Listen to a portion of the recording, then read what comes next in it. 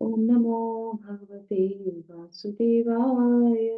ओम नमो भगवते वासुदेवाय।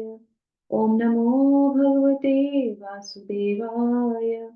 ओम अज्ञानतिमिरान्धस्य ज्ञानाञ्जनशलाकया चक्षुरुन्मीलितं येन तस्मै श्रीगुरुवे नमः। नमः ॐ विष्णुपादाय कृष्णपृष्ठाय भूतले श्रीमते भक्तिवेदान्त स्वामिनिति नामिने। नमस्ते सारस्वते देवे गौरवाणी प्रचारिणे निर्विशेष शून्यवादी पाश्चात्यदेशतारिणे। जय श्री कृष्ण चैतन्य प्रभु नित्यानंद श्री अद्वैत गदाधर श्रीवासादि गौर भक्तवृंद। हरे कृष्णा कृष्णा कृष्णा हरे हरे, हरे रामा राम राम हरे हरे। जगत गुरु श्री प्रभुपाद की इच्छा, भगवत हरे भगवत गीता जी की इच्छा, गुरु महाराज की इच्छा। करोति वाचालं पंकजं देवी भक्तमाद्यं श्री गुरु दिव्यं परमानंद माधव श्री चैतन्य। हरे कृष्णा। सभी लोगों का बहुत बहुत अभिनंदन। आज के सत्र में इसमें हम पढ़ने जा रहे हैं भगवत गीता जी के 10वें अध्याय के जो है विभूति योग, है ना। इसमें हम भगवान की विभूतियों को जान रहे थे। कल हमने बहुत सारी विभूतियों को जाना। आज हम जो है श्लोक संख्या 28 से शुरू करेंगे और थोड़ा स्लो जा रहे हैं ना हम। तो मैं सोच रही हूँ कि जल्दी जल्दी जाने से क्या फायदा। इतनी विभूतियां हैं, जितना उनके बारे में हम जानेंगे तो उतना ही उनसे संबंध बना सकेंगे। जब उनको देखेंगे तो जान पाएंगे। तो ठीक है ना, ज्यादा जल्दी जाने की जरूरत है या फिर ऐसे जैसी स्पीड से ठीक है। 2 श्लोक का 3 श्लोक का चलेगा। हरि बोल। ऐसे ही जाने में ठीक है माता जी, जल्दी जाने से कोई फायदा नहीं। थैंक यू सो मच माता जी। तो अभी हम लोग श्लोक संख्या 28 पढ़ेंगे। तो जो भी वॉलंटियर करना चाहे माता जी वो वॉलंटियर कर लीजिएगा। श्लोक संख्या 28। आयुधानाम अहम वज्रम आयुधानाम् अहं वज्रं धेनूनाम अस्मि कामधो धेनूनाम् अस्मि कामधुक् प्रजनम च अस्मि कंदर्प प्रजनश्चास्मि कन्दर्पः सर्पाणाम अस्मि वासुकिः। सर्पाणाम् अस्मि वासुकी।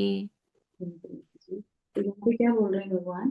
कह रहे हैं कि ये मैं हथियारों में वज्र हूँ, गायों में सुरभि हूँ, संतति, है ना। संतति मतलब संतान उत्पन्न करने वाले के कारणों में प्रेम का देवता यानी कि कामदेव, तथा सर्पों में वासुकी। ठीक है, तो तात्पर्य अर्चना माता जी पढ़ेंगे। हरे कृष्णा। जगत गुरु श्रील प्रभुपाद की जय। वज्र सचमुच अत्यंत बलशाली हथियार है और ये श्री कृष्ण की शक्ति का प्रतीक है। वैकुंठ लोक में स्थित कृष्ण लोक की गायें किसी भी समय दूही जा सकती हैं और उनसे जो जितना चाहे उतना दूध प्राप्त कर सकता है। निसंदेह इस जगत में ऐसी गायें नहीं मिलती, किंतु कृष्ण लोक में इनके होने का उल्लेख है। भगवान ऐसी अनेक गायें रखते हैं जिन्हें सुरभि कहा जाता है। कहा जाता है कि भगवान ऐसी गायों को चराने में व्यस्त रहते हैं। कंदर्प काम वासना है जिससे अच्छे पुत्र उत्पन्न होते हैं। कभी कभी केवल इंद्रिय तृप्ति के लिए संभोग किया जाता है, किंतु ऐसा संभोग कृष्ण का प्रतीक नहीं है। अच्छी संतान की उत्पत्ति के लिए किया गया संभोग कंदर्प कहलाता है और वह कृष्ण का प्रतिनिधि होता है। हरे कृष्ण। कृष्ण। तो यहाँ पे सबसे सुंदर जो है भगवान क्या बोल रहे हैं। मैं हथियारों में वज्र हूँ, है ना। तो भगवान वज्र की बात कहते हैं कि और वो आयुध, है ना, सारे आयुधों में वज्र हूँ। तो वज्र क्यों इतना शक्तिशाली बताया गया। तो इसकी कथा आती है। इंद्र को जब ये वृत्तासुर था, वृत्तासुर को मारने, वृत्तासुर बहुत परेशान कर रहा था देवताओं को। तो वो जाते हैं ब्रह्मा जी के पास और बोलते हैं कि कैसे हम इनसे इनसे हमारी रक्षा हो, ये बहुत परेशान कर रहा है। तो वो इंद्र को इंस्ट्रक्शन देते हैं, कहते हैं कि तुम एक काम करो, तुम दधीची मुनि के पास जाओ, है ना, जैसे अर्चना माता जी ने भी बताया था। तो दधीची मुनि के पास जाओ और क्यों वो इतनी तपस्या कर रहे हैं और तपस्या करते करते करते करते उनके अंदर बहुत शक्ति आ गई है। और जो है तुम उनके पास जाओ और संत पुरुष हैं, तुम जो भी मांगोगे वो तुम्हें दे देंगे। तो तुम उनसे जाके उनका शरीर मांगोगे तो वो अपना शरीर भी छोड़ देंगे, मतलब ये स्थूल शरीर जो है वो छोड़ देंगे। तो वो क्या हड्डियां मिलेंगी, हड्डियों से फिर जो है तुम बनाओ जो है अस्त्र, आयुध, तो उसको बनाओ और फिर उससे प्रहार करो, इससे वृत्तासुर का मारो, उससे उससे उसका वध करना। और ये वो करते हैं। और आपको पता है कि दधीचि मुनि का जो है शरीर कैसे इतना शक्तिशाली हो जाता है, वो नियमित रूप से रोज जो है नारायण का पाठ करते थे। हैं। जब मैं ये कथा सुन रही थी तो मुझे बहुत अच्छा लगा कि हम लोग भी तो करते हैं भगवान के नाम का जप, है ना। हम कोई नारायण का पाठ नहीं करते, किसी और चीज का पाठ नहीं करते, पर हम भगवान के नाम का पाठ करते हैं। तो शक्ति तो आती है भगवान के नाम से, है ना। इन स्टोरियों से और इस चीज में प्रगाढ़ आस्था होती है कि भगवान के नाम में बहुत शक्ति है, आस्था है। पर हम किसी प्रयोजन के लिए नहीं करते, हम सिर्फ भगवान की प्रसन्नता के लिए करते हैं। भगवान से अपना संबंध जोड़ना, भगवत गीता का जो सार है वो यही है कि हमको भगवान से संबंध स्थापित करना है। और उस संबंध के लिए हमें क्या करना है ना। प्रयोजन क्या है, तो प्रयोजन में हरि नाम लेते हैं, तो बस यही है। तो इस मूड से हम भगवान का नाम लेते हैं। तो अगर तो इस तरीके से वो दधीचि मुनि के पास जाते हैं तो वो बताते हैं, इस तरीके से उस कथा में आता था कि इतना वो युद्ध करते हैं, इतना युद्ध करते हैं। और कई कई कई वर्ष तक उनका युद्ध चलता रहता है, तब जाके कहीं उनकी एक भुजा भुजा कटती है वृत्तासुर की, फिर जाके उनका गला कटता है। पर उसी से, और वो वृत्तासुर को भी पता होता है। वृत्तासुर कहता है तुमने जिस तपस्या से जो है ये इस आयुध को बनाया है, और मैं भी चाहता हूँ कि मैं क्यों, क्योंकि उसका भी उद्धार हो जाएगा, क्योंकि उसमें जो अस्त्र है, जो आयुध है, जो वज्र है, वो क्या है, वो उसमें भगवान की शक्ति है। तो उससे अगर मुझे हानि होगी, मैं मरूंगा, तो मेरा भी उद्धार हो जाएगा। तो इस तरीके से वो कथा होती है। तो भगवान अपनी असीम जो है शक्ति किससे देते हैं, आयुध में देते हैं। वो कहते हैं मैं ही वो आयुध। दूसरा यहाँ पे आ जाता है, भगवान कहते हैं गायों में मैं सुरभि हूँ, है ना। ये तो बहुत सुंदर है। तो सुरभि मैया जो है गाय है, जब हम लोग कल ही बात कर रहे थे ना, डिसाइपल सब लोग गाय। और श्रील प्रभुपाद हमेशा बोलते हैं कि हमको अपने घर में गाय रखनी चाहिए। तो गाय में, सुरभि में और अन्य गायों में क्या अंतर है उसके बारे में हम जानेंगे। तो सुरभि में एक साधारण गाय नहीं है। मैं जब चित्रकूट गई थी, तो कल जब हम लोग चित्रकूट की बात कर रहे थे तो मुझे कल स्मरण आया। तो चित्रकूट में जो पर्वत है, अ, कामाख्य पर्वत, कामाख्या देवी है, ऐसे कामागिरी है, सॉरी हाँ, वो उस पर्वत का नाम है कामागिरी। तो मतलब वो कहते हैं कि जो भी पर्वत की परिक्रमा लगाता है तो उससे जो मांगो वो मिल जाता है। पर हम लोग तो वो नहीं मांगते, हम तो भगवान की प्रसन्नता के लिए, गुरु की प्रसन्नता के लिए धाम में जाके और वो परिक्रमा करते हैं। तो वहां पे बहुत सुंदर से जो है सुरभि मैया वहां आई थी। तो वो बहुत सुंदर सी एक गुफा बनी हुई है, स्थान है। आप कभी भी चित्रकूट में जाएं तो वहां पे सुरभि मैया को दर्शन हुए थे, वहां वो आई थी। तो उस पर्वत पे उनका अभी भी जो है एक गुफा बनी हुई है, और लंबी दूर तक, दूर से आप देख सकते हो कि यहाँ से लेके वहां तक सुरभि मैया गई थी। तो वो पूरी एक जो है गुफा है उस पर्वत के ऊपर, बहुत सुंदर सी, और उसमें कई चिन्ह बने हुए हैं उनके पैरों के चिन्ह हैं। तो ये हम लोग आज भी जाके चित्रकूट में देख सकते हैं उस पर्वत पे। तो इस तरीके से जो है, तो इसमें ब्रह्म वैवर्त पुराण में क्या बताते हैं, जैसे वैसे तो हम लोग को पता ही है कि कोई भी अगर रोग भी होता है तो भी हम लोग गाय का मूत्र है या गाय का गोबर है, उसको रखने से हमारे जो फोन में इतने सारे जो चीजें, जो वाइब्स निकलती हैं, है ना, रेन्स निकलती हैं, तो वो हमारे लिए हानिकारक होती है। तो कहते हैं कि थोड़ा सा अगर गोबर का टुकड़ा, सूखे गोबर का टुकड़ा अगर आप फोन में भी रखेंगे ना, तो वो भी आपको प्रोटेक्ट करेगा। इतना शक्तिशाली होता है गाय का गोबर, गाय का मूत्र, गौमूत्र से कितनी सारी, किसी किसी के तो कैंसर तक खत्म हो गए हैं सिर्फ गाय के मूत्र का सेवन करने से। इतना शुद्ध होता है ना। और एंजाइटी हो, नजर लग जाती है, तो क्या करते हैं, गाय के पास जाते हैं और उनके जो है पूंछ से जो झाड़ा लगता है वो भी चला जाता है। तो ये सब चीजें क्या है, शक्ति है। भगवान कह रहे हैं कि ये मैं ही हूँ, है ना। तो इससे ब्रह्म वैवर्त पुराण में एक बहुत अच्छी कथा आती है, तो वो मैं आपको बताती हूँ। तो एक बार गोलोक धाम में श्री कृष्ण जो है यज्ञ के अवसर पर जो है एक कामधेनु जो गाय होती है, जिसके बारे में भगवान यहाँ पे बता रहे हैं, वो ब्रह्मा जी को देते हैं। भगवान से वो ब्रह्मा जी को मिलती है। फिर ब्रह्मा जी जो है अपनी ये वो जो गाय होती है, और उसको किसको दे देते हैं, अपने पुत्र किसको देते हैं, भृगु मुनि को, जो हमने कल भृगु मुनि के बारे में सुना था उनके बारे में। तो उनको दे देते हैं। और फिर वो जो है भृगु मुनि क्या करते हैं, फिर वो अपने जो है गाय जो है वो दे देते हैं जमदाग्नि मुनि को दे देते हैं। तो एक बार ऐसे ही होता है कि जो है वहाँ पे एक राजा होते हैं कार्तवीर नाम के, वो अपनी सेना के साथ शिकार खेलने के लिए जाते हैं और वहाँ जाते हैं तो जो जमदग्नि जो मुनि थे, उनका वहाँ पे आश्रम होता है, तो वहाँ वो जाते हैं और वहाँ पे जाके वो उनका वहाँ पे विश्राम करते हैं। तो अब वो तो मुनि है, उनको तो ज़्यादा किसी चीज़ की ज़रूरत नहीं होती है और ना मुनियों के पास जो ऋषि होते हैं, उनके पास कुछ ऐसा होता भी नहीं है। पर वो जब राजा आए, उनकी पूरी सेना आई है, तो कहते हैं इनको खिलाना-पिलाना चाहिए। तो वो अपनी जो है कामधेनु गैया से बोलते हैं कि ये सब आए हैं, इनके खाने-पीने की व्यवस्था करिए। तो गऊ माता सिर्फ़ दूध नहीं देती हैं, कामधेनु वो क्या करती हैं, वो कहती हैं बहुत अनेक प्रकार के व्यंजन, पके-पकाए पूड़ी, सब्ज़ी, मतलब उस कथा में सब चीज़ें बताई जा रही थी, तो वहाँ तो उतना नहीं बताऊँगी मैं। तो इस तरीके से वो सारी चीज़ें उसमें से और मतलब फलों में भी कैसे फल? कटहल, है ना? नारियल जो सॉलिड वाले होते हैं वो भी आँटें भी देती हैं, सोने-चांदी के बर्तन, सब कुछ देती हैं और जब वो इस तरीके से वो करते हैं, तो वो सारे लोग इतने वो हो जाते हैं कि ये कहाँ से इतना सारा लेके आ रहे हैं?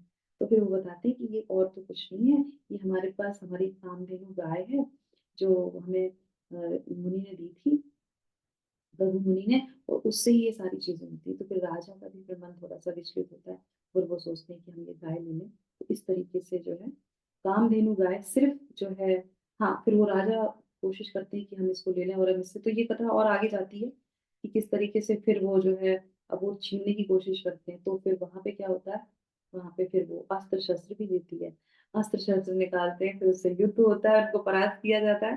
तो सिर्फ़ गाय जो है दूध ही नहीं देती है, खाने का सामान भी देती हैं और जो है अस्त्र-शस्त्र देती हैं और कई ऐसे जो है फिर वो सेनाओं को जो है परास्त भी किया है। तो ये कहानी काफ़ी लंबी चली जाती है इस तरीके से। तो यहाँ पे पर्पस क्या है कि भगवान कह रहे हैं कि मैं जो हूँ तो भगवान की शक्ति जहाँ पे होती है वहाँ पे आश्चर्यजनक चीज़ें हो सकती हैं। तो इस तरीके से कामधेनु गाय जो है यहाँ पे बताया जाता है ना। और हमारे श्रील प्रभुपाद जो है हर बार हमको ये बोलते हैं कि हमको अगर हम बच्चों को अपने गाय का दूध पिलाते हैं, भैंस के दूध से शरीर हष्ट-पुष्ट तो होता है, वेट बढ़ जाता है, वो सब चीज़ें अलग हैं। पर मानसिक अगर किसी को रोग है या मानसिक उसका मस्तिष्क अगर तेज करना है, तो गाय के दूध को ही सेवन करना चाहिए।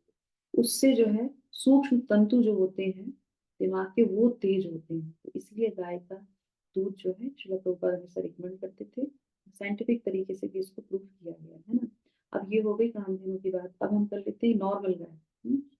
नॉर्मल गाय जो कोई अपने घर में रखता है, उसका आजकल तो फैट है तो कोई रखता ही नहीं है ना, तो कुत्ते रख लेते हैं। तो कुत्ते नहीं रखने चाहिए, वो तो घर के बाहर की जो है जानवर है और वो इतना वफादार होता है, बाहर रखेंगे, रोटी देंगे, फिर भी वो आपकी सेवा करेगा। पर गाय की सेवा हमें करनी चाहिए। तो इसीलिए जो है गाय की 2 चीज़ें बहुत अच्छी होती हैं। एक तो वो होते हैं कि अगर गाय में इतनी शक्ति होती है कि अगर आपके घर में कोई बीमार है ना? अगर आपके घर में गाय पली हुई है, तो जैसे कि कुत्तों में भी होता है ना कि अगर कोई बुरी आत्मा आती है तो वो देख लेते हैं ना, फिर वो भौंकते हैं। तो उससे हमारा कोई इंतज़ाम थोड़ी ना हो सकता है। पर गाय में ये शक्ति होती है कि अगर आपके घर में गाय है और अगर आपके घर में कोई बीमार है, तो वो सूँघ लेती है कि ये बीमार है और फिर अब पहले तो क्या होता था कि गायों को छोड़ दिया जाता था, फिर वो जाके घास चरती थी, खेतों में जाके, है ना? तो वो पर्टिकुलर जब वो जानती है कि मेरे घर में ये बच्चा बीमार है या वृद्ध बीमार है, उनको पता है कौन-सा रोग है इसको। वो स्वयं जाके खेतों में उस तरह की जड़ी-बूटी खाती थी, जिससे कि उनके दूध में वो शक्ति आ जाए, मतलब वो औषधि बन जाए दूध। और वो खा के आती थी और उससे उनको जो वो दूध देती थी और फिर उस बीमार व्यक्ति को वो जो है दूध दिया जाता था। क्योंकि गाय है, तो गाय का दूध तो दिया ही जाएगा, तो वो दूध दिया जाता और उससे वो स्वस्थ हो जाता। तो ये जो बड़े-बड़े जो हमारे जो आयुर्वेदिक जो ऋषि रहते थे, जो वैद्य होते थे, वो ये बताते थे आपके घर की गाय का ही दूध दीजिए। क्यों? क्योंकि वो अपने आप में इतनी इंटेलिजेंट होती हैं कि वो आपको ही स्वस्थ कर देंगी, है ना? और गाय को बोलते हैं कि गाय को हाथ फेरने से आपकी सारी एंग्ज़ायटी चली जाती है। अगर कोई बहुत परेशान है, तड़प रहा है, एंग्ज़ायटी बहुत है, कहीं मत जाइए। आप गाय को जाके बस उसके ऊपर हाथ फेरिए, आपकी सारी एंग्ज़ायटी गौ माता ले लेगी। इतनी शक्ति होती है गौ माता में। तो इस तरीके से गाय जो है बहुत इम्पोर्टेंट है और ये भगवान की शक्ति है। भगवान ने असीम कृपा करके गाय को हमारे जीवन में रखा है। तो हमें शिक्षा भी मिलती है कि हमें गाय को सेवा करनी चाहिए, और गाय को अगर यथासंभव वो घर है आपके पास तो आप जरूर रखिए उसको। फिर भगवान क्या बोलते हैं, फिर भगवान बोलते हैं कि संतान उत्पत्ति कारणों में मैं प्रेम का देव कामदेव हूँ, है ना। तो यहाँ पे जो है संतर्प तात्पर्य में शिला प्रभुपाद लिखते हैं संतर्प काम वासना है। तो काम वासना कई तरीके की होती है, एक लस्ट होता है, एक लव होता है। तो यहाँ पे जो कंतर्प है वो क्या है, ये लव है। और ये क्या करता है, ये काम वासना को लव में परिवर्तित करता है। तो इसको जो है हम लोग अगर आप चाहें, कभी टाइम इतना नहीं है, एक और श्लोका लेंगे हम, तो 7.11 में भी जो है भगवान बोलते हैं कि मैं जो काम जो इच्छा होती जैसे संतान उत्पत्ति होती कौन सी, जो अच्छी संतान उत्पत्ति करने के लिए, तो वो शक्ति में काम के रूप में विराजमान रहता हूँ। तो वो लस्ट में नहीं रहते भगवान, भगवान कंदर्प के रूप में रहते हैं। जैसे हमारे अंदर ये डिजायर होती है कि हमको अच्छी संतान चाहिए और उस भावना के साथ हम संभोग करते हैं, तो वहां पे भगवान की शक्ति विराजमान होती है, तभी ऐसी संतानें भक्त बनती हैं, है ना। नहीं तो आपने वो मूवी देखी होगी अभी जो रिलीज हुई थी, उसमें क्या होता है, उसमें जब काम वासना सिर्फ अपनी इंद्रिय तृप्ति के लिए, तो हिरण्य और हिरण्यकश्यप उत्पन्न होते हैं, ठीक है। तो ये इस तरीके से हो जाता है ना। अब उसके बाद क्या आता है, आप यहाँ पे आ जाते हैं दूसरा क्या है, प्रेम वासना कामदेव हूँ और सर्पों में मैं वासुकी हूँ। तो पिछले में भी हमने क्या जाना था, किसके बारे में जाना था, कौन से सर्प के बारे में जाना था, नाग था, क्या था, मंदार, ठीक है, अभी नहीं है। वासुकी वासुकी। वासुकी, हाँ। तो अभी वासुकी के बारे में है, फिर आगे चल के भगवान क्या बोलते हैं, फिर वो कहते हैं अनंत भी हूँ, ठीक है। हाँ, तो ये दोनों एक साथ ही हैं। तो यहाँ पे वासुकी के बारे में बता रहे, वासुकी बहुत इंटरेस्टिंग है यहाँ पे। जैसे कल मैं बोल रही थी ना कि दो हैं, तो फिर मैंने सर्च किया कि अरे मैं किसका नाम भूल गई थी। तो दो जो है कश्यप मुनि की दो पत्नियां थी, एक जो है वनीता जिसके बारे में कल मैं बता रही थी, और एक थी कद्रु।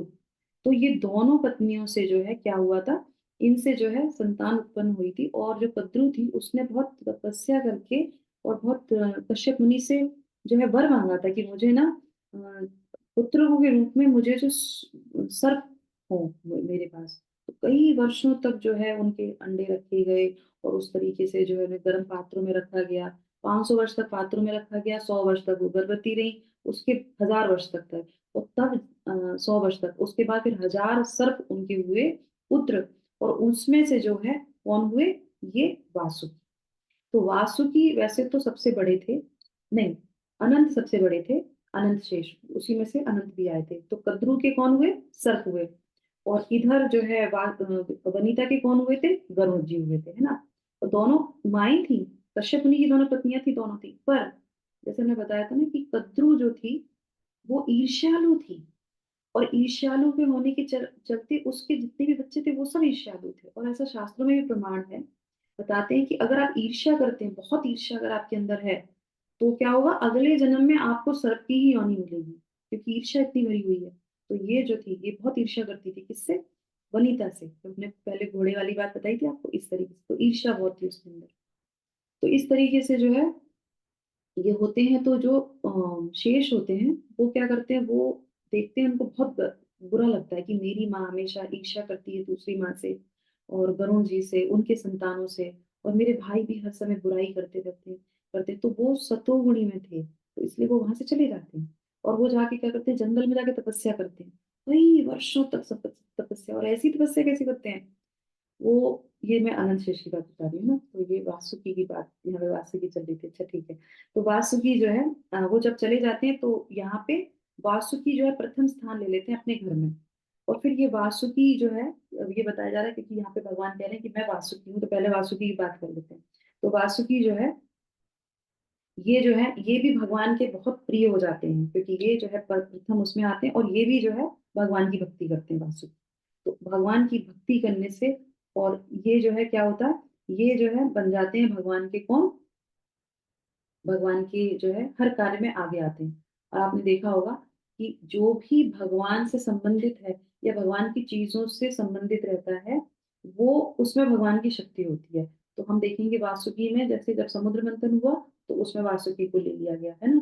और उसके बाद क्या है, आप जगन्नाथ रथ यात्रा, तो जगन्नाथ रथ यात्रा में जो बलराम जी का जो रथ है, उसकी जो रस्सी है उसका नाम भी वासुकी है। क्यों, क्योंकि वो भगवान की सेवा करते हैं, है ना।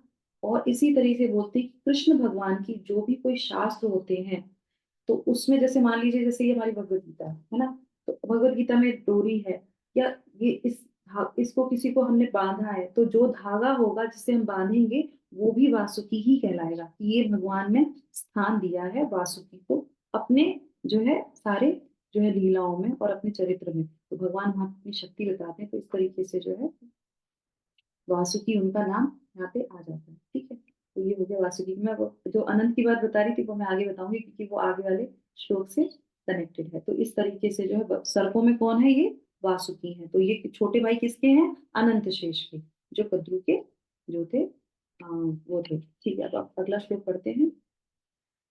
अनंतश्चास्मि नागानाम, पढ़िए।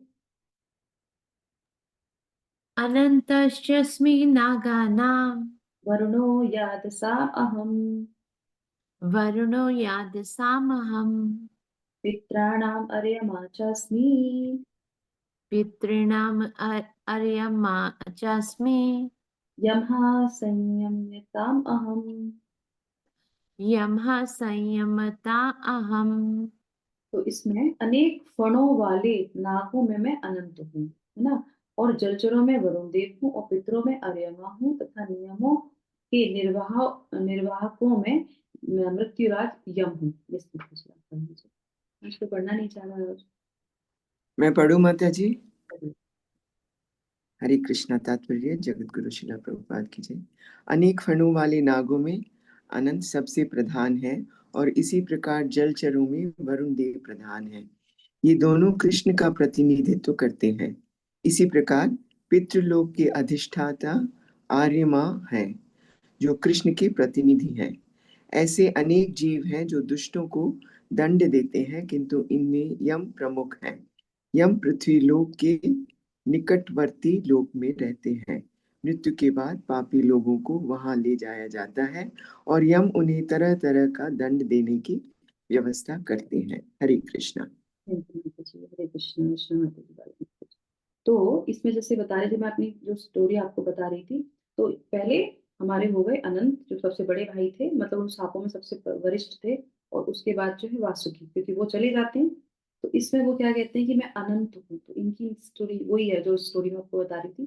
तो ये जो है जब वहां चले जाते हैं, तो सिर्फ कोई वायु लेके जो है क्या करते हैं, तपस्या करते हैं जंगल में जाके। और ऐसा बताया जाता है कि ये हिमालय जाते हैं, पुष्कर जाते हैं, और एकांत में जाके तपस्या करते हैं। तो ब्रह्मा जी जो है देखते हैं उनको, कहते हैं कि तुम ऐसे क्यों अपना जीवन प्राण दिए दे रहे हो, तुम्हें क्या चाहिए। तो बोले कि नहीं, मैं अपने परिवार से बहुत परेशान हो गया, मैं ऐसे लोगों के साथ नहीं रहना चाहता, इसलिए मैं प्राण देना चाहता हूँ। मैं अपने शरीर को खत्म करना चाहता हूँ कि मैंने ऐसी माँ से जन्म लिया जो इतनी ईर्ष्या करती है, जो इतनी बुराई करती है। और मेरे भाई भी ऐसे ही हैं, वो दूसरी माता के साथ बहुत जो है वो करते हैं। तो उस तरह वो कहते हैं कि कोई बात नहीं, तुम वो सब करने की तुम्हें जरूरत नहीं है, अब मैं तुम्हें वरदान देता हूँ। तो फिर वो उनको वरदान देते हैं कि तुम जाके भगवान की सेवा करोगे। तो इस तरीके से अनंत शेष जो है वो भगवान की सेवा करते हैं। तो श्रीमद् भागवतम के 5वें स्कंद में 25वें अध्याय में आपको इनके बारे में पता चलेगा। तो इसमें जो है क्या करते हैं, इसमें जैसे हम लोग देखते हैं, मैंने चित्र भी रखा है, ये तो आपको दिखा सकते हैं। मैं स्क्रीन शेयर करती हूँ, आपको थोड़ा सा दिखाऊंगी यहाँ पे कि किस तरीके से हमारा ये भूमंडल है, क्योंकि हम लोग अभी लगातार 2-3 चीजें ये सब सुन रहे हैं। दिख रहा है आपको मेरा स्क्रीन? दिख रहा है? माता जी। माता जी, यस माता। हाँ।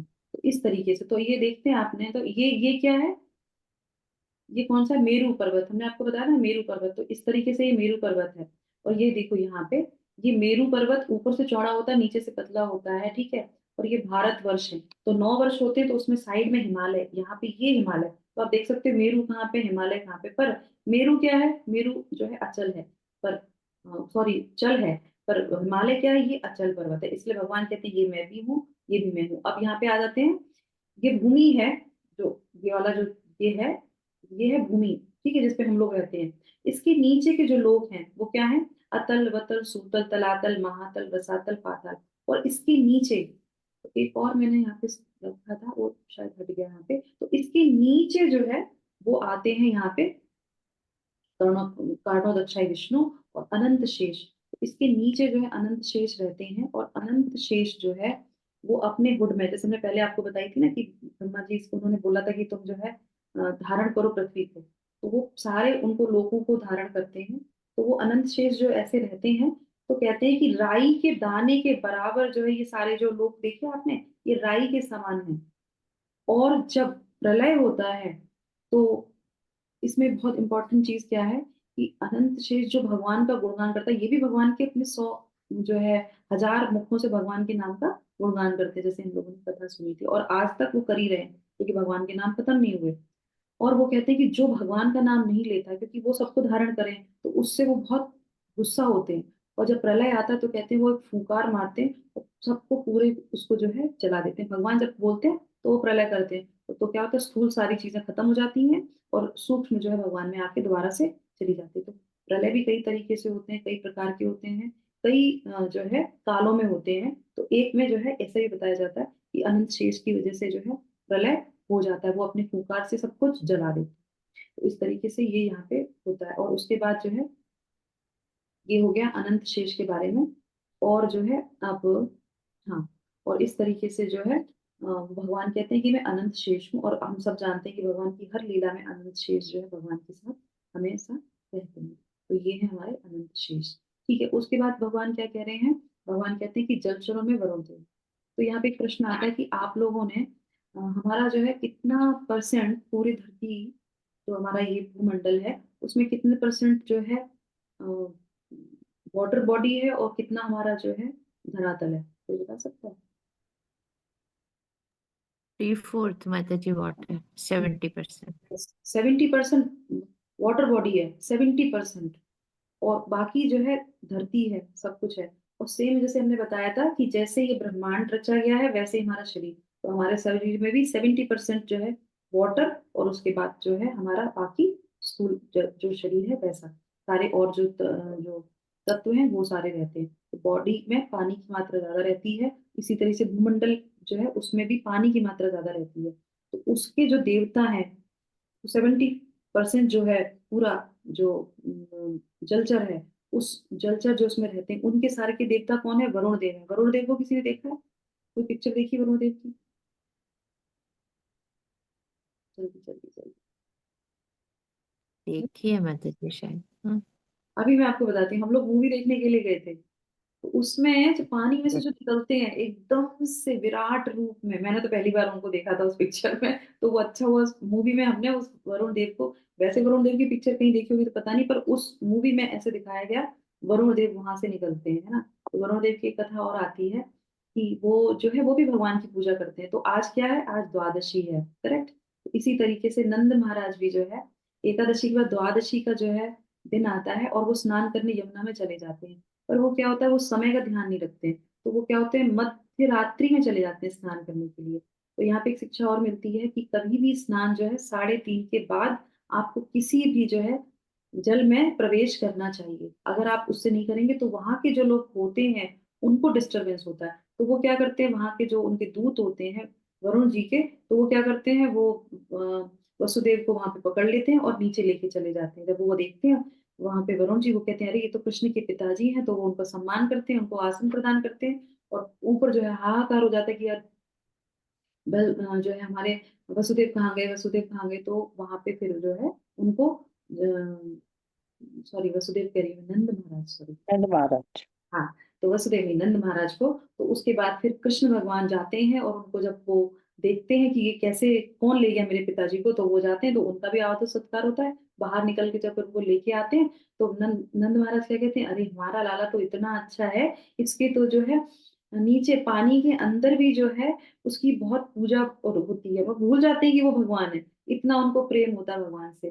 तो हमारे लिए शिक्षा क्या है यहाँ पे, जब हम ये सुन रहे हैं वरुण देव के बारे में, भगवान भगवान है वो, तो हम जब भी किसी वाटर बॉडी के पास जाएं, किसी नदी के पास जाएं, तालाब के पास जाएं, समुद्र में जाएं, कहीं पे भी जाएं स्नान करने के लिए, या हम लोग जाते हैं, जैसे अभी कुंभ था तो कई लोगों ने गंदगी कर दी, नहीं करनी चाहिए, क्योंकि ये कॉन्शियस है।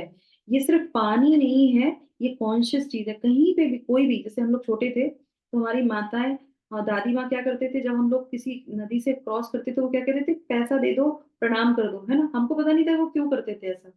अब हम जब भगवत गीता पढ़ते हैं तो हमें कॉन्शियसली पता है कि ये स्वयं साक्षात रूप में एक जो है मूर्ति समान जो है, एक साक्षात प्रतिमा है, एक साक्षात जो है उनके देवता होते हैं वहां पे, तो हमें उनको प्रणाम करना चाहिए। हमें ऐसे ही किसी को क्रॉस नहीं करना चाहिए। हमें ऐसे ही किसी भी जल में बिना प्रणाम करे किसी भी जल में पैर तो डालना ही नहीं चाहिए। पहले हाथ से उनको आचमन करना चाहिए, पहले उन्हें प्रणाम करना चाहिए। दंडवत कर सकते हो, दंडवत कर लीजिए अगर कपड़ों की चिंता नहीं है तो। और फिर जाके आप पैर डालिए, नहीं तो डायरेक्ट जाके पैर डाल दिया नहीं। बच्चों को भी सिखाना चाहिए, खुद भी। क्यों? क्योंकि ये जीवंत रूप से भगवान वहां पे विद्यमान रहते हैं, वरुण देव के रूप में भगवान हर वाटर बॉडी में रहते हैं, क्योंकि वो उन्हीं का सब कुछ पैराफिनेलिया रहता है। जितना भी पानी आप देख सकते हैं वो सब, तो ये हमारे लिए बहुत इंपॉर्टेंट चीज है।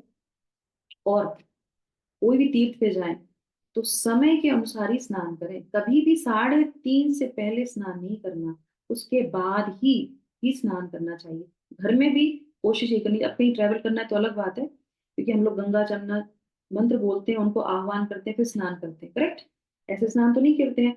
तो फिर क्या होता है, आप 3:30 बजे, वो भी तो अपनी शुद्धि कर रही होती हैं सारी नदियां। तो इसीलिए समय के अनुकूल, जैसे ये इनके साथ हुआ नंद महाराज के साथ, क्योंकि उन्होंने समय नहीं देखा, वो चले गए, तो वो रुष्ट हो जाते हैं, क्योंकि आप उनकी जगह उनको यूज कर रहे हैं और समय का भी ध्यान नहीं रख रहे हैं। तो हर एक चीज का एक समय है। तो जब हम शास्त्र पढ़ते हैं तो हमें इस चीज का ध्यान रखना चाहिए, ठीक है? आप क्या बता रहे हैं उसमें? थोड़ा समय ज्यादा हो गया, पर कोई बात नहीं। तो मैं पितरों में अरेमा हूँ और नियमों वाहक करने वाला यमराज हूँ। तो विवस्वान, सूर्य सूर्य के पुत्र विवस्वान, तो उसमें जो है उनके दो दो जो है पुत्र, उनके 3 पुत्र, 3 मतलब बच्चे हैं, एक यम, एक अर्यम और एक हमारी यमुना मैया। तो ये 3 है, ठीक है? तो यमराज, यमराज की बहन जो है कौन? यमुना देवी, और उनके एक और भाई अर्यम। तो श्रील प्रभुपाद जो है अपने तात्पर्य में श्रीमद् भागवतम से उसमें भी बताते हैं कि किस तरीके से यमलोक में जो है जो भी सोल जाते हैं, तो वहां पे वो उनको जो है एक जगह है जिसको बोलते हैं सम्यमणि। सम्यमणि में वहां पे जाते हैं, वहां पे उनका जो है उसके नीचे जो है नरक लोक होता है। तो ये सारे नीचे ही आते हैं। यमलोक, अर्यमा लोक जहाँ पे पितृ लोग जाते हैं वो भी नीचे आता है। सम्यक मणि जो है जगह है वहां पे ये सब लोग रुकते हैं। फिर वहां पे उनका डिसाइड किया जाता है कि कौन कहाँ जाएगा। तो पूछा जाता है कि आपको पहले अच्छी चीजें भोगनी है कि बुरी चीजें भोगनी है। तो जो कंडीशन सोल होते हैं वो कहते हैं हम पहले अच्छी चीज करना चाहते हैं, है ना? तो इस तरीके से फिर उनको जो है अर्यमा लोक में भी भेजा जाता है। तो अर्यमा उनके भाई हैं। तो शिला प्रभुपाद बताते हैं, हमने इसके था, मैं बताना चाह रही थी वहां पे कि किस तरीके से जो है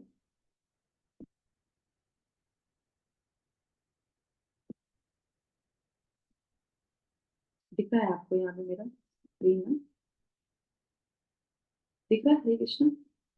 तो यहाँ हाँ पे माता जी दिख रहा है। प्रभुपाद यहाँ पे बताते हैं सर्वशक्तिमान यमराज भगवान ब्रह्मा के समान ही है, क्योंकि वे अपने धाम में या परमात्मा की भांति प्रत्येक के हृदय में स्थित होकर जीव के पूर्व कर्मों का मानसिक रूप से अवलोकन करते हैं। तो यमराज कोई साधारण नहीं है। एक तो वो जो है किस में आते हैं, विदुर जी जो बन के यहाँ पे आए थे, क्योंकि उनको जो है गलती हुई थी, उस वजह से उनको जो है दासी पुत्र के रूप में वो नीचे आ गए थे। और जब वो दासी पुत्र के रूप में नीचे आते हैं तो जो है अर्यमा होते हैं, तो उनका स्थान ग्रहण करते हैं और उनकी जो है सारी चीजें व्यवस्थित रूप से चलाते हैं। तो ये अर्यमा और यम के रूप में दोनों जो भाई हैं वो कार्य करते हैं। तो ये कहते हैं कि ब्रह्मा के समान ही जो है यमराज शक्तिशाली है, और वो हमारे हृदय में सब जानते हैं। एक पाप होता है जो बाहर से हो जाता है, अगर अंदर भी कुछ चीजें हैं तो यमराज जी को हमारे अंदर की चीजें भी पता चल जाती हैं। तो इसलिए बोलते हैं मानसिक रूप से वो अवलोकन करते हैं, इस प्रकार समझते हैं कि जीव भविष्य में किस प्रकार कार्य करेगा। तो इस तरीके से जो है ये बहुत शक्तिमान बताए जाते हैं। एक और तात्पर्य मैंने यहाँ पे लिया था, पर अभी क्योंकि हमारा समय नहीं है तो इसीलिए। तो अब हम जब ये सीख रहे थे तो हमें इससे शिक्षा क्या मिलती है, संबंध हमें कैसे बनाना चाहिए। तो जब अब भगवान यम यम के रूप में भी भगवान है, अर्यमा के रूप में भी रूप भगवान है, तो क्या करना चाहिए हमको जो है प्रतिदिन प्रयास करना चाहिए कि हम भगवान का उच्छिष्ट ही प्रसाद खाएं। और अगर कोई व्यक्ति, क्योंकि दंड देने वाली, दोनों लोग जो है दंड देते हैं और अपने अपने स्थान को भेजते हैं, तो हम एज अ हम भगवत गीता पढ़ रहे हैं तो हमें क्या करना चाहिए। अगर हमारे आजू बाजू में कोई भी व्यक्ति ऐसा है, या फिर आपने अपने पूरे जीवन में अगर कोई ऐसी छोटी सी कांग्रेगेशन बनाई है, ऐसा ग्रुप है आपका, ऐसे कुछ लोग आपके साथ हैं जो भगवान के नाम का जप करते हैं, तो समझ लिया आपने सबसे जीवन में सबसे अच्छी जो है क्या है, पूंजी इकट्ठी की है। क्यों? क्योंकि जब आप जाएंगे यहाँ से तो वो आपके लिए क्या करेंगे, हरे कृष्ण महामंत्र करेंगे। और अगर आप हरे कृष्ण महामंत्र किसी के लिए करते हैं तो उसके सुकृति इकट्ठी होती है, फिर उसको उतना दंड नहीं मिलेगा। क्यों? क्योंकि कोई आपके लिए, उस व्यक्ति के लिए हरे कृष्णा महामंत्र कर रहा है। और अगर हमें पता चल जाए कि कोई भी हमारे आजू बाजू में है, शिला गुरु महाराज एक बार हॉस्पिटल में एडमिट थे, खुद आईसीयू में एडमिट थे, और बगल में जो है एक और व्यक्ति जो है उसकी तबीयत बहुत खराब थी, क्योंकि गुरु महाराज भी अंतर्यामी, उनको पता चल जाता है। तो उन्होंने अपने डिवोटीज से बोला कि तुम जाओ, गंगा जल लेके आओ, भगवत गीता लेके आओ, ब्रज की रज लेके आओ और गार्लैंड लेके आओ मंदिर से। तो बोले गुरु महाराज की मांग रहे हैं, सब लोग अचंभित हो जाते, तो तुम लेके आओ। और लेके आके और उसको जो है उसके माथे पे रज लगाओ, उसके ऊपर गंगा जल, उसके मुंह में गंगा जल डालो, तुलसी दो उसको, और उसके बाद जो है श्रीमद् भागवतम रखो, उसको श्लोक पढ़ो, हरे कृष्णा चैंट करो। और वो कर रहे होते हैं, और जितना ही जैसे वो पूरी चीजें हो जाती है, वैसे ही वो व्यक्ति शरीर छोड़ देता है। इस तरीके से ये एक डिवोटी का कंपैशन होना चाहिए हर एक जीव के लिए। अगर कोई जा रहा है, जीव कोई मर भी रहा है, तो थोड़ी देर रुक के उसके लिए हरे कृष्णा वहीं बोल दो, ये हमारा कर्तव्य है। तो हमारे अगर परिवार में कोई भी ऐसा होता है, तो जो भी आपके पास है, आ सकता है, अवश्य ही अवश्य उसके लिए जरूर हमें कुछ ना कुछ जरूर करना चाहिए। कुछ अन्न दे सकते हैं, कुछ फूल दे सकते हैं, जल दे सकते हैं, तुलसी दे सकते हैं, हरे कृष्णा महामंत्र कर सकते हैं। दूर है तो हरे कृष्णा महामंत्र कर सकते हैं, अगर पास में है तो अवश्य इन चीजों को उसको देना चाहिए। ये हमारा एज ए भक्त के रूप में कर्तव्य बनता है। नहीं तो क्या होगा? नहीं तो फिर वो इन लोगों में जाएगा और उसको बहुत परेशानी होगी। तो ये हमारी आज की शिक्षा, तो हमें प्रयास करना चाहिए। और अपने जीवन में कुछ भक्तों को, ये हमारे लिए बहुत अच्छी चीज है कि हमें अपने जीवन में कुछ भक्तों का समुदाय के साथ जरूर जुड़ के रहना चाहिए, जो आपके लिए प्रार्थना कर सकें। तो इसी के साथ हम इसको विराम करेंगे, और कि कोई भी जो है इस तरीके से यातना ना जो है सहन करे। सबको जो है भगवान का धाम मिले, ऐसे तो जल्दी नहीं मिलता है, हम लोग को पता नहीं मिलेगा कि नहीं मिलेगा, पर भक्तों के साथ रहेंगे तो भक्त हमारे लिए जरूर प्रार्थना करेंगे। हरे कृष्णा हरे कृष्णा कृष्ण कृष्ण हरे हरे, हरे राम राम राम हरे हरे। जगत कृष्ण बात की जय। Thank you so much. आप लोग का दिन शुभ हो, मंगलमय हो, कृष्ण हरे कृष्णा माता जी। हरे